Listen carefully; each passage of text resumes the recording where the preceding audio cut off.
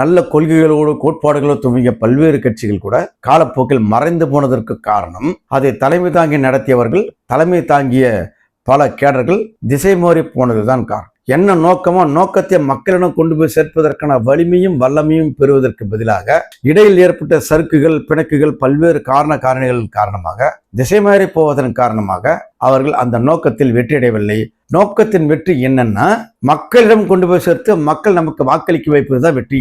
எந்த கொள்கையாக இருந்தாலும் சரி, அந்த கொள்கையை மக்களிடம் கொண்டு போய் சேர்க்கணும் என்ற விஷயத்தில் யார் வெற்றியடைகிறார்கள்? அதில் நல்ல கொள்கைகள் கொண்ட பலர் வெற்றியடைவதில்லை.